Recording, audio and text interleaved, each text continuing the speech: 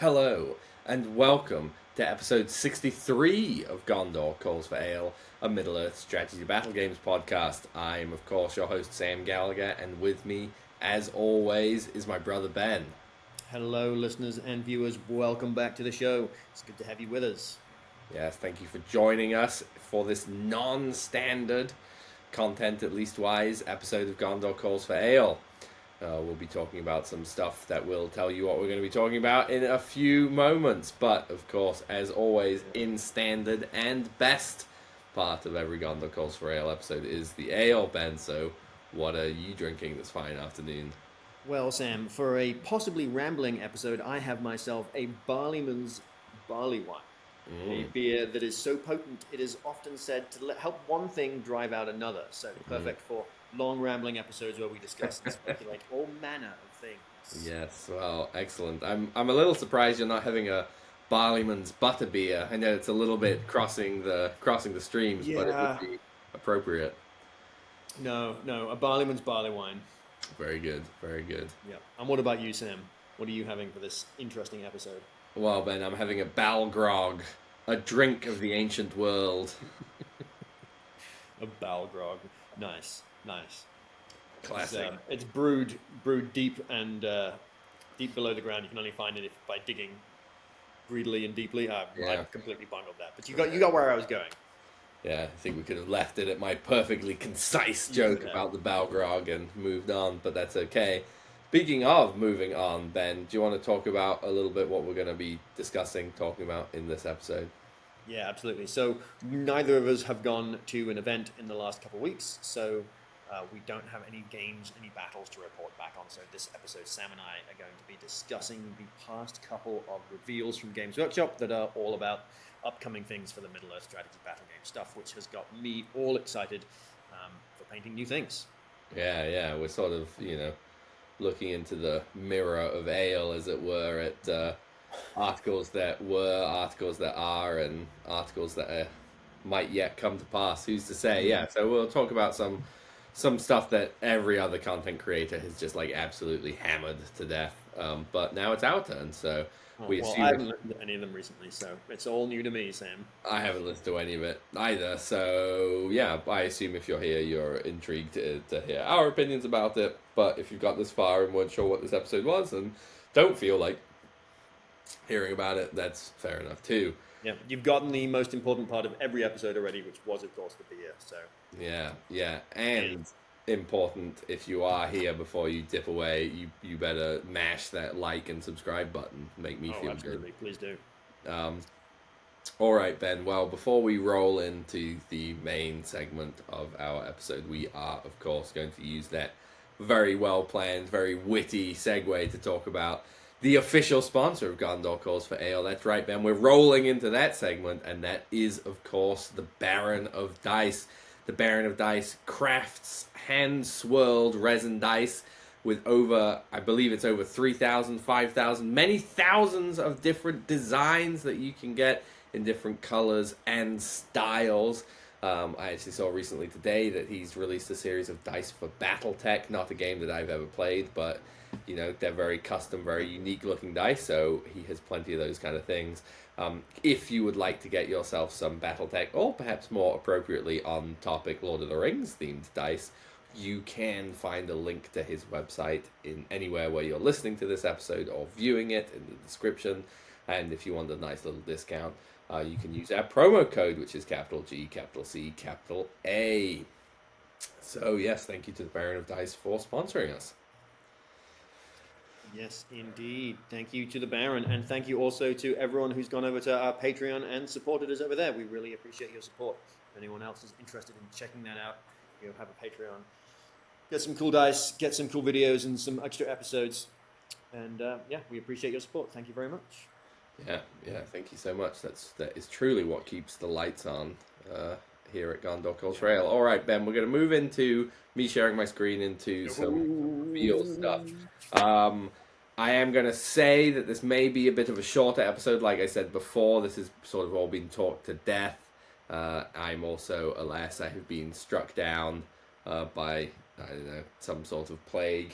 And I'm not feeling great, so I may be a bit low energy and might not have it might be the first time in my life that I don't have 3 hours worth of things to say. All right, so yeah, moving into it. This was the Hobbit Day reveal for the Lord of the Rings. Oh, perfect! I've just had a notification pop up that episode 62 has been released on Apple Podcasts because it was released everywhere else, but for some reason not there. So if you're curious as to why there were 2 in 1 week, that's why. It was technical difficulties. Anyway, an aside. Hobbit Day reveal, Lord of the Rings, the War of the Rohirrim, Battle of Edoras starter box. This was an article on Warhammer Community that was released on September 22nd, 2024, which was super exciting. We're just going to scroll through this. If you're viewing, you can see me scroll. If you're listening, you can imagine the gentle scrolling motion I'm doing. Of course, it's got a nice little intro-y, video-y type thing, as Games Workshop likes to do nowadays. Now we're going to get into the first stuff we can talk about, which is what's in the box, Ben? What's in the box? What is in the box? Should you describe it for me, or can you just bring me a box? I can't. I was going for, what's that movie? It's a head in the box. What's in the box? Seven. Yeah, I think so. Anyway, it was a joke Anyway, that I had to not explain. Lord of the Rings Clearly related. hilarious. All right, so Ben, do you want to, as I've been doing a lot of rambling as I slowly scroll, would you like to tell the listener what is in fact in the box? What is in the box? How many times can we say it? All right, we have in the box, Sam, a 176-page rule manual, 48-page scenario and profile booklet, 12 six-sided dice, a Middle-earth range ruler, hopefully 2 of those, a 3x3 single-sided playmat, 2 Rohan houses, a quick reference guide, and 56 Citadel miniatures, including Haleth, Prince of Rohan, Hama, Prince of Rohan, 24 Warriors of Rohan, Wolf, Leader of the Dunlendings, General Targ, and 24 Hill Tribesmen. Yeah. Already an exciting amount of stuff, but does it just get that little more exciting when we take a closer look at the Rohan? So first one up, we've got Haleth, Prince of Rohan, comes foot and mounted, obviously a plastic model because this is a starter set. Ben, what do you think? What do you think of Haleth? He's got an axe, which doesn't mean anything anymore, but it's still cool. Yeah, he is. It's kind of cool. Like most heroes have swords, he's got an axe. I'm into that. That's cool. It's different. He's got both. He's got an axe and a sword. He's got an axe and, well, yeah, you got to have a sword unsheathing. I mean, it looks like a great miniature. Barded horse, heavy armor. Armored horse, even. There we go. That's the word I'm looking for. Right, well, I imagine he's painted how he is in the movie. I don't know that I'd paint my horse armor yellow like that. I'd probably maybe do it a little bit different. But... Sure. Well, I will read the blurb then, because this might give us a glimpse into what. So we've got Haleth, the eldest son of Helm Hammerhand and the heir to the throne of Rohan. Like his father, he is a strong and skilled fighter who is willing to put his life on the line to defend his homeland. Few who stand against him can hope to match his martial skill. There are 2 versions of Haleth included in the starter box, one on foot and another on a rearing armored horse. So we're going to guess definitely an armored horse there. Yep. I guess he's gonna. My guess would be for both of these heroes that they'd be fight 5, but that might be fight 6 now with the new edition. I definitely think the on foot version is a better model than the mounted one. I think the unfortunate he sort of got that like quilted barding, and it's certainly painted to look like it's fabric rather than metal. It's definitely not metal, or it looks more like fabric than it does leather to me. And I think that just always ends up making your horses look vaguely like chunky. Yeah. But still a very cool model, and I have to say that anytime, even if these weren't my favorite models, like it's a whole bunch of new models. So any new model is a good model in my mind. Yeah, and I'm wondering, with the new plastic kits, or the current plastic kits for the Rohan heroes, there's a lot of head options and some arm options too. So I'm wondering if there'll be a little bit of... you can give them spears or swords on the kits. You can give them helmet, no helmet. It's not a lot, but it's... Yeah, maybe. But it's also the starter box, so who's to say? Yeah, I mean, he's mounted version has a helmet, foot version doesn't have a helmet, so I suppose you could always, but I would, I don't know. I guess we'll find out more later. Then we've got Hama, Prince of Rohan. Ben, would you like to All read the right. blurb? Hama is the youngest son of Helm and something of a warrior poet. A capable fighter in his own right, he is particularly adept with a bow and rides to war alongside his father and brother in defense of Edoras. You'll find 2 versions of Hama in the box, 1 foot and 1 mounted. Yeah, I think I prefer this model quite a lot more to the Yeah, previous one. I do as well. Um, I'm guessing he's going to be expert shot or something. It's always, I do find it's, unless it's Legolas, any model that's like good with a bow is generally like that rule is disappointing because shooting is just like not that good, which is fine, but it is a little disappointing. The ones that get a free point of might to spend, it can be pretty nice. Yeah, sure, yeah, Larger than one of the ranger heroes. That's just a bit different than 2 shots or 3 shots yeah, or whatever. sure, for sure. Yeah, cool model. I think I'm going to make a prediction here, Sam. They're both going to be 1 fate. They both surely die, right? That's part of the deal. Helm has no surviving sons. Yeah, We're looking at some 1 fate Rohan heroes here. certainly could.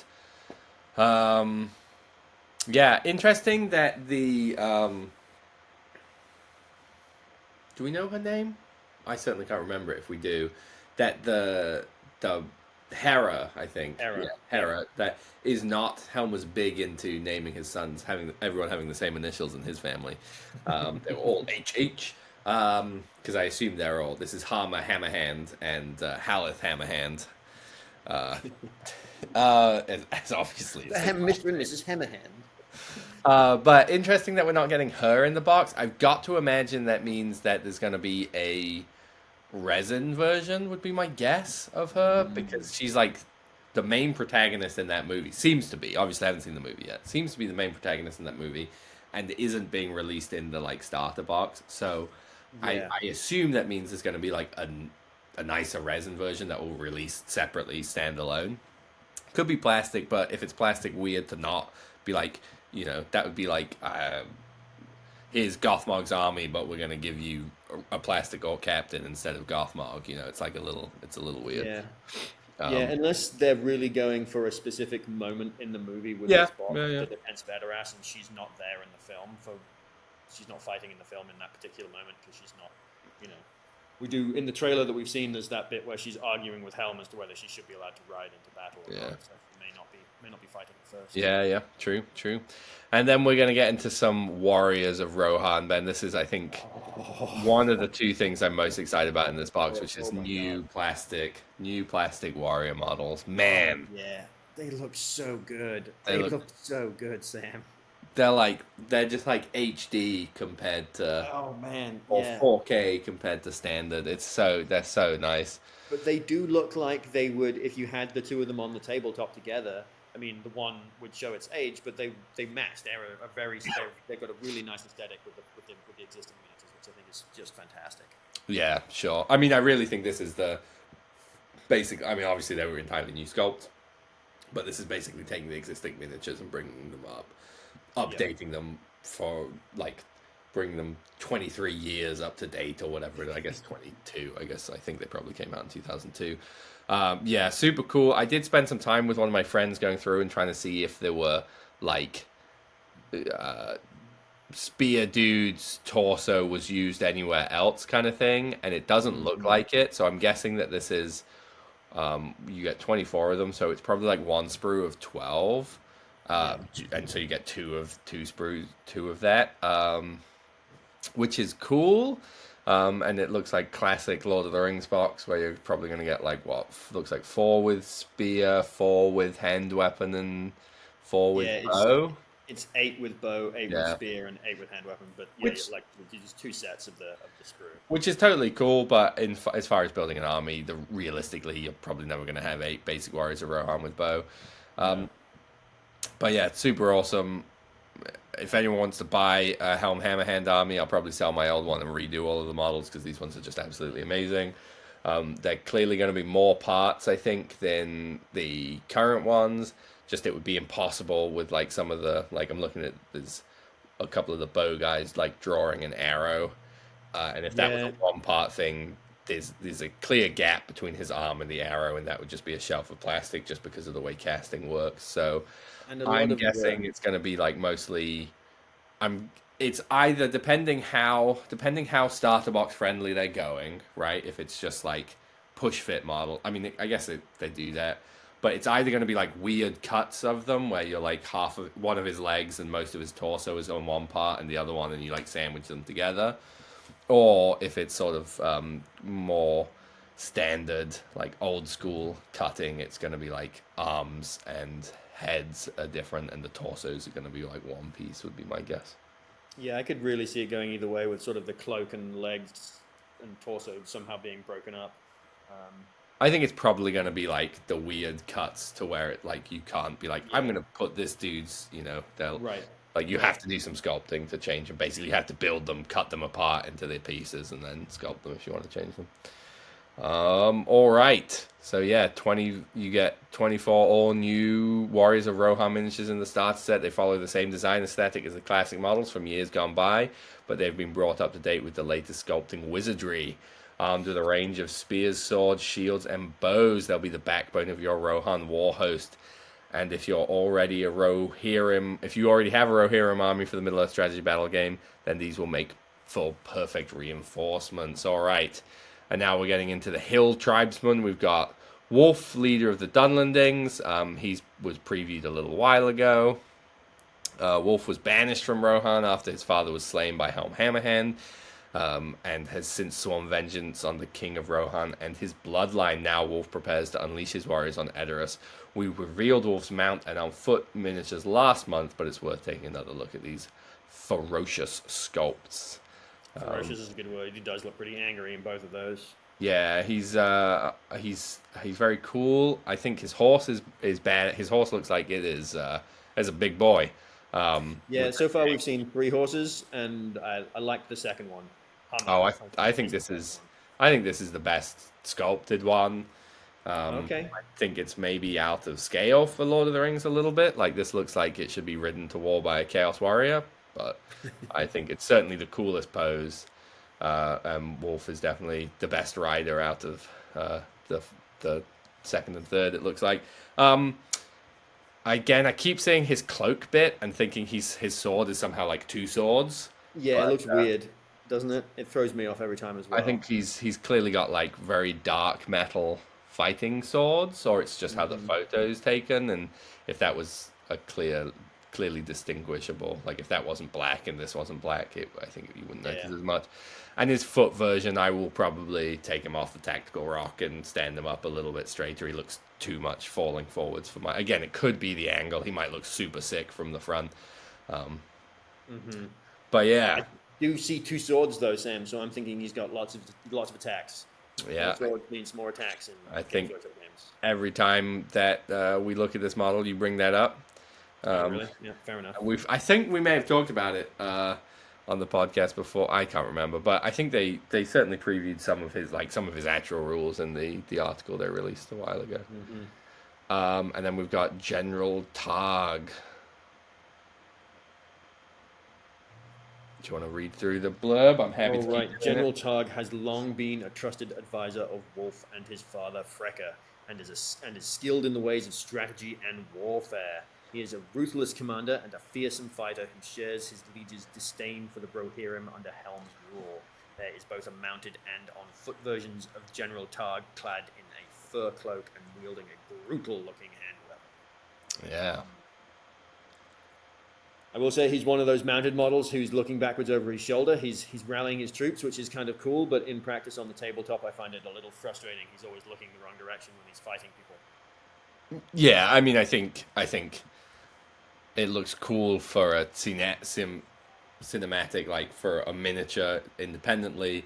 I think what you're talking about is because it doesn't mean anything on the tabletop. What you're talking about is taking pictures or how it looks Yeah. Yeah. You're like, I'm charging front on, and you're like, but I kind of want him to moonwalk into combat so he's facing what he's doing. I get that Yeah. for sure. Yeah. I love the foot one. I think Oh, the sort of neutral standing pose plus anyone who's pointing is 100% in command. Very cool, and I think his horse also looked great. I think they did a. I think I like the Dunlanding horses a little bit better than the Rohan ones. I'm wondering if he's going to have Master of Battle or something similar as a Yeah. skilled strategist. Yeah, it's sort of hard to say. It's like so I'm just hard to say and speculate. Like if this was a new supplement coming out, it would be much easier to be like, oh, this is probably. But we're getting like such a wide range of rules, and like I don't think they're going to get rid of the Master of Battle special rule. Let's say, but he's a fearsome fighter. Like what does that mean in the sense? Like I'd be like, well, he's all of these heroes to me are fight 5 heroes, but in the new edition that could be fight 6 heroes. Yep. And so it's just so hard to say with some of that stuff. And maybe ruthless commander means he's going to have a higher intelligence, depending how they use for that. So like yeah. So yeah, and then I think we get into the second most exciting thing in the box, which is the Hill Tribesman. Yeah, for sure. Same thing as the Warriors of Rohan. These are just they're so cool, Sam. these are just updated plastic warrior models. I guess they're an update on the Dunlanding Wild Men of Dunland. I think they actually mention it here in their blurb.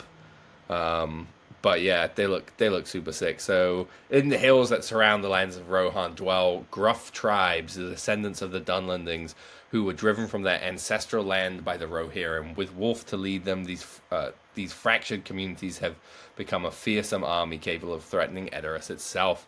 The counterparts of the warriors of Rohan, the Hill tribesmen carry a variety of spears, swords, axes, bows into battle, as well as flaming torches with which to burn Edoras to the ground. There are different weapon options for many of the models, so your force can be as varied as it is deadly. If you wish to build your army around the events of the Lord of the Rings motion picture trilogy, the Hill Tribesmen have been sympathetically designed to serve as Wildmen of Dunlanding. Wildmen of Dunland as part of the army of the White Hand under the sway of Saruman. Sounds like you're gonna get some options here for what you can equip them with. I'm guessing it's going to be more or less flaming brands. Would be my guess, which is there's cool. Going to be rules for that in the. I could definitely see it being in the scenario booklets that come with this for sure. But I wonder if there will be rules for it in the game as a whole. Yeah, I kind of hope there aren't. I think. That's just fair. because like setting just generic terrain on fire doesn't work. It's fine. Like I feel like we could play a game and it would be fine, but you can't really play it at a tournament, I don't think, and have it make sense. And if the other option is like you can set models on fire, like then it's like if you win the fight but don't kill them, like roll a dice and on a 6 they're set ablaze or something. It just feels like it's an adding an unnecessarily complicated part to the game in a game in which they've said we're trying to streamline this. Simplify things. Yeah, I sort of hope that it's not a thing too. But interesting either way. It's cool that they're giving you the option to not put very many off, as many or few of them as they want. You want potentially. And I think it sounds like maybe more spears. There are a couple dudes with like speary kind of things and double-handed axes, and it might be like you can choose which if you put a spear or a double-handed axe kind of thing. But cool that it sounds like there are options. So maybe that means these are more customizable multi-part plastic models than we were thinking with the Warriors of Rohan. The one thing I will say about these models is specifically seeing it on this guy has some insane eyebrows. Like they have some really big chunky eyebrows, which is generally not a thing sculpted on Games Workshop models, which is why it stands out so much on this guy, especially like this guy and this guy's same model, massive eyebrows. If he had a shady hat, they might well stick out further than the. But like no eyebrows on this guy, no eyebrows on this guy, more subtle ones on him. So it's just kind of funny. This guy doesn't have any. It's just a funny thing that I was like, oh, geez, there's some big eyebrows. So then we get into what else is in the box. You get some sweet Rohan houses. It's just funny.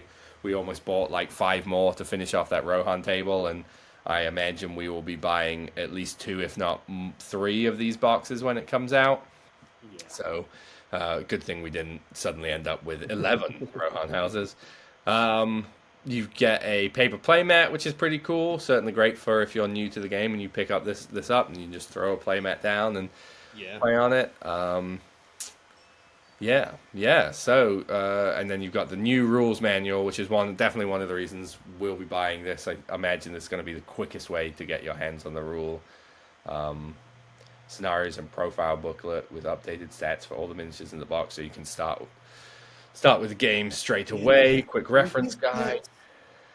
Do you think that's scenarios for playing through the Battle of Edoras, or do you think it's like match play guide scenarios? No, it's gonna be like the same thing that was in the Osgiliath box. It's like, here's a get you started scenario with like 12 of each of the warriors, no heroes, and then progresses up to like you're using the whole contents of the book.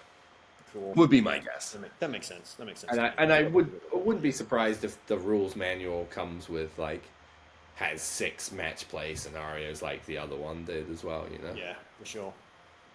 But yeah, so yeah, kind of pretty exciting stuff. This was really cool when it was released, and I am excited to see.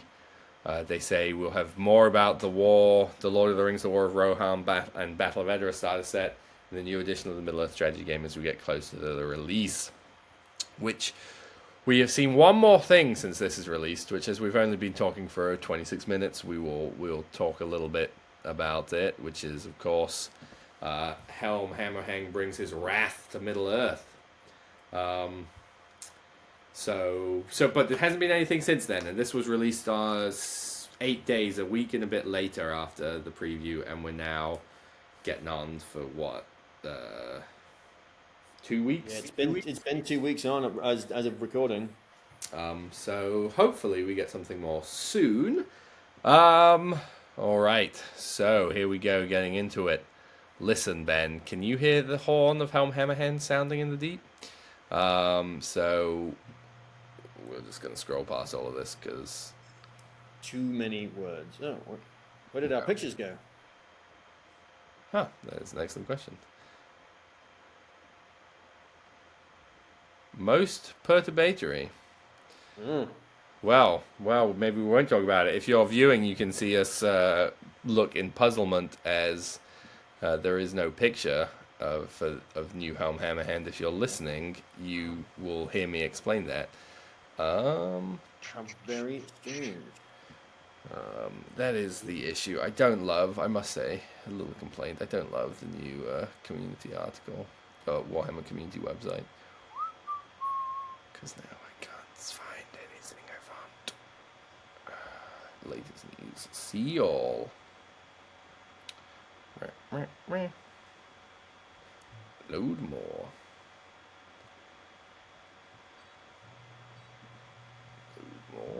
All the way back to September 30th. Yeah. But Ben, while I say, here we go. I found it. Let's see if it works this time. No. Weird. That is really bizarre. I have it pulled up on my phone, which is obviously no good at all for the episode. But yeah. I guess we can talk about. You want to tell us what was in that in that article we were going to talk about? Yeah, it's a small preview, a single model preview, not unlike the preview for Wolf, and some of the Rise of Angmar supplement previews. So we get a look at a model and a couple of snapshots of rules. So we are looking at the model for Helm Hammerhand, the Wraith of the Hornburg. So this is presumably after he has lost his sons, lost his mind a little bit, and is wading through the snows of Rohan, punching Dunlandings to death with his bare fists, and dealing all sorts of madness, and so it's a pretty cool model. Sam's not super into it. We've talked about it off air a little bit. I think it's pretty cool. I do think the concept art for it that you see on the page is even cooler than the model. Yeah, for sure. So it's kind of cool to see the inspiration for the model. He is a little Blood Bowl pose. There's a lot of memes going around about it being a Blood Bowl guy, but I think he's pretty cool. Again, I'm not a huge fan of the way he's painted. Not that I'm that good at painting, but cool if he's a little grungier. He needs a little more grime on him for my liking. But then we get a look at some of his rules. He's obviously unarmed, but doesn't care about that because he is the Hammerhand and is capable of felling a man with a single punch, Sam. So I'm seriously hoping that he's going to get the Mighty Blow special rule or something where unsaved wounds multiply into D3 so that he is in fact capable of slaying a man, slaying a warrior, a king of Dunland who presumably has got more than one wound with a single blow. So he needs Mighty Blow. Yeah, all right. I've now shared this. This is on Frontline Gaming, which is annoying. I can't find it on the actual Warhammer community website, but they did share the thing.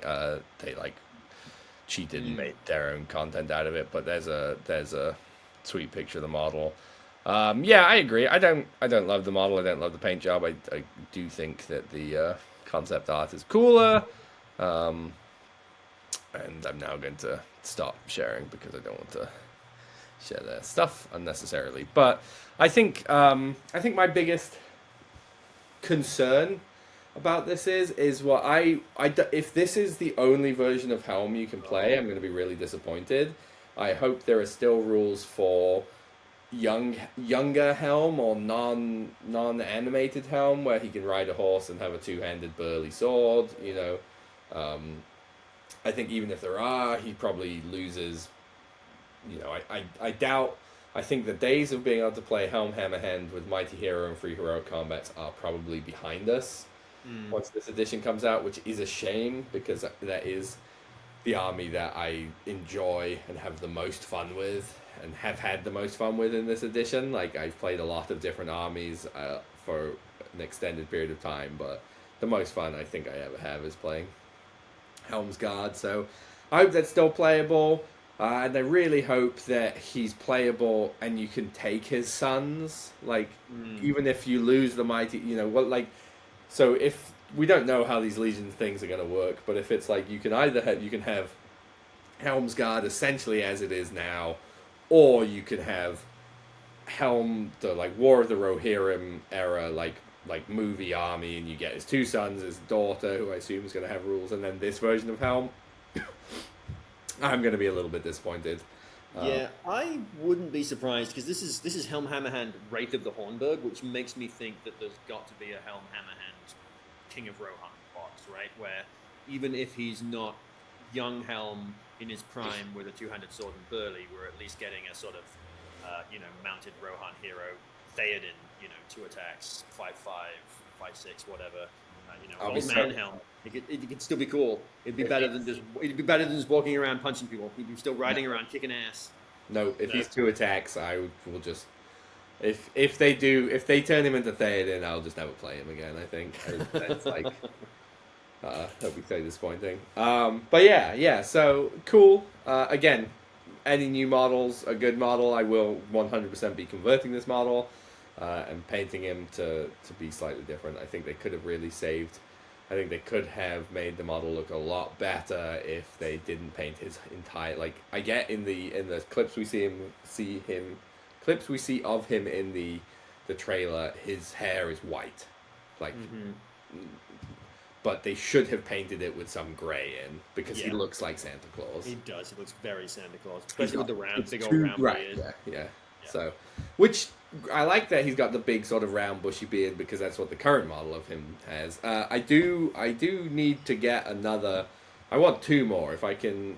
If it ever comes back in stock, I'll buy myself another 2 of the current Helm models because I want to have one. I want to convert one so he's facing forwards, but I also think it'd be cool to make an old man Helm with white hair and wearing the crown, so not with helmetless and stuff.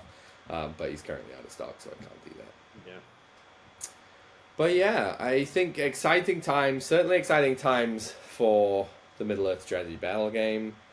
I must admit, Ben, that the fact that there's a new edition hanging over our heads has truly killed all motivation I have. Yeah.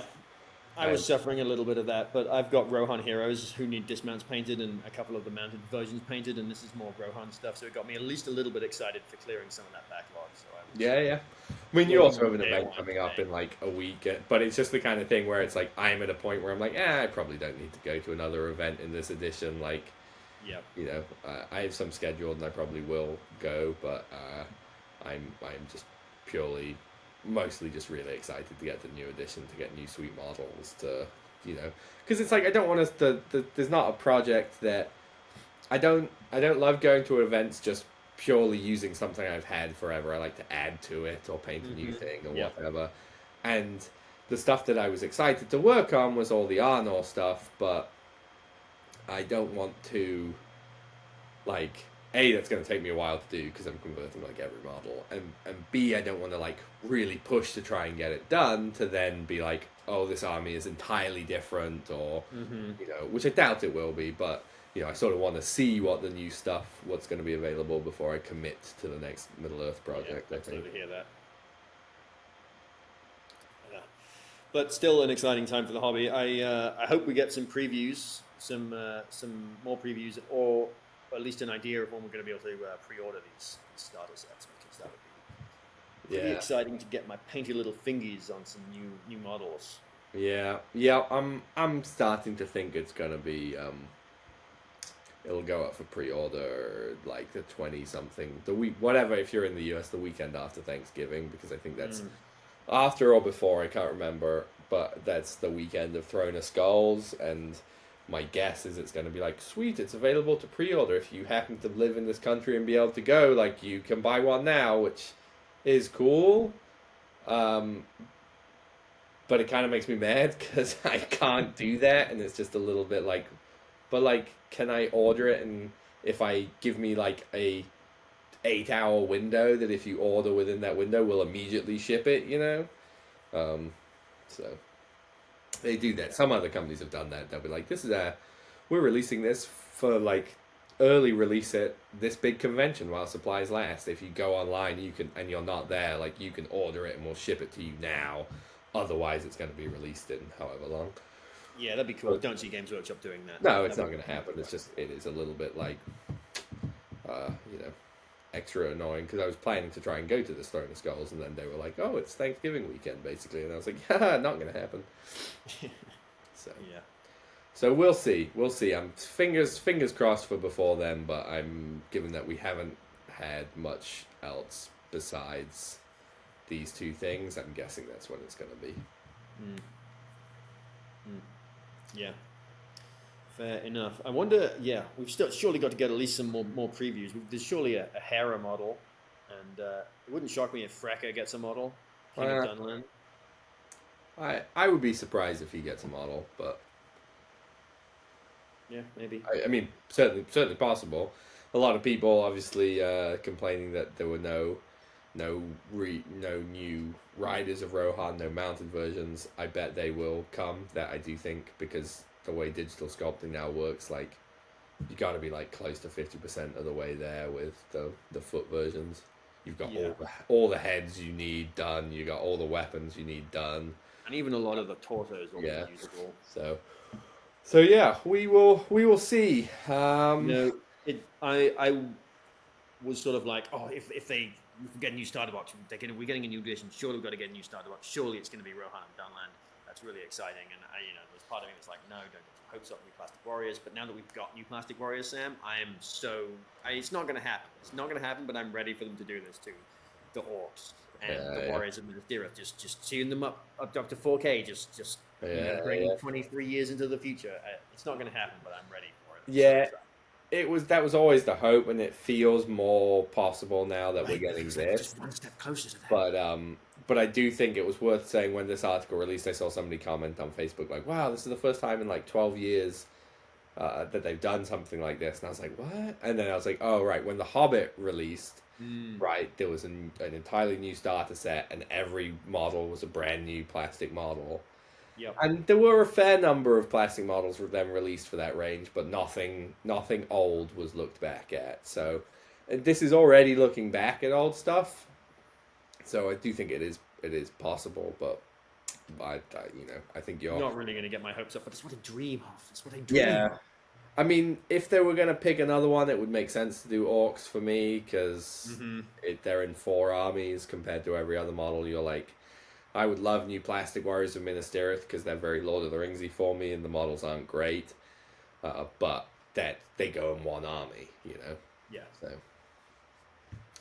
So yeah, no, exciting stuff. Unless there's anything else you want to talk about this, Ben, I think we can probably start wrapping up this slightly shorter episode.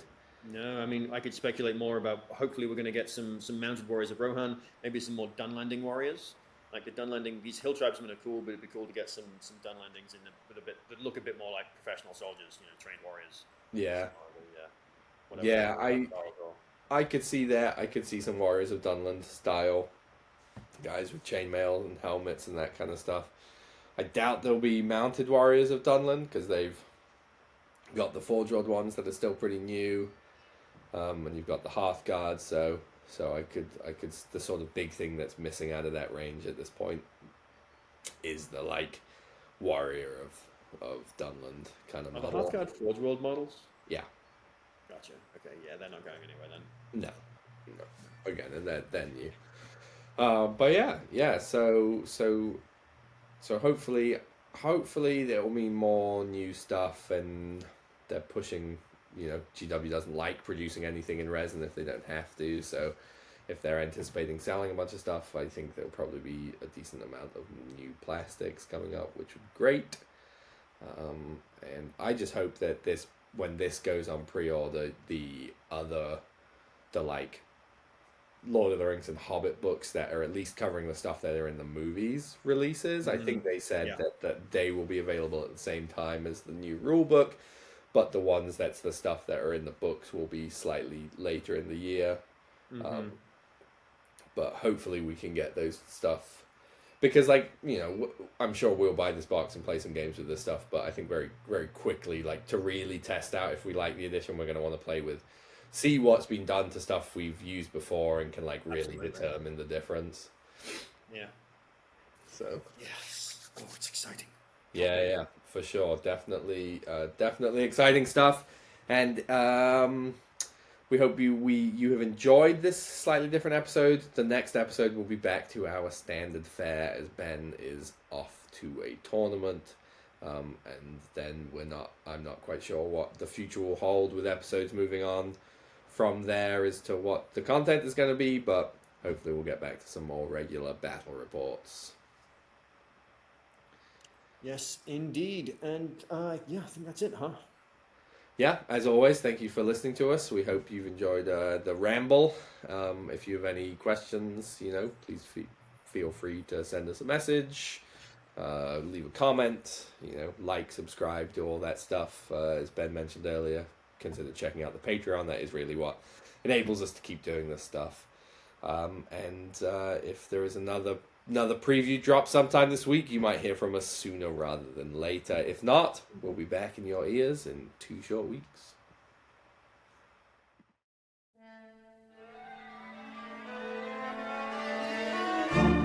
Thank you for listening to Gondor Calls for Ale. We hope you have enjoyed this episode. We, at Gondor Calls for Ale, are officially sponsored by the Baron of Dice, the producer of premium wargaming dice. These beautifully hand-swirled resin dice have no micro bubbles and are therefore perfectly balanced. With over 3,000 variants and unique designs, nearly every tabletop gaming system is represented. So check out the description of this episode for a link and a discount code. Go buy yourself some new dice and let the good times roll. We at Gondor Calls for Ale are not associated with Games Workshop, New Line Cinema, or the Tolkien Estate. We hope we have not misrepresented or offended anyone. These recordings are strictly recollections of games we've played and are not commentaries on the character or competence of our opponents. They are intended purely for entertainment, and we hope they will be taken as such. You can find us on Patreon, see the link in the description. Supporting Gondor Calls for Ale there helps us continue to produce these episodes. You can find us on Instagram at Gondor_calls_for_ale. Feel free to send us a message there. or on Facebook as Gondor Calls for Ale, another great place to send us a message. Or you can send us an email at gondorcallsforale@gmail.com. As Boromir, Captain of the White Tower, once said, remember today, listener, today this episode was good.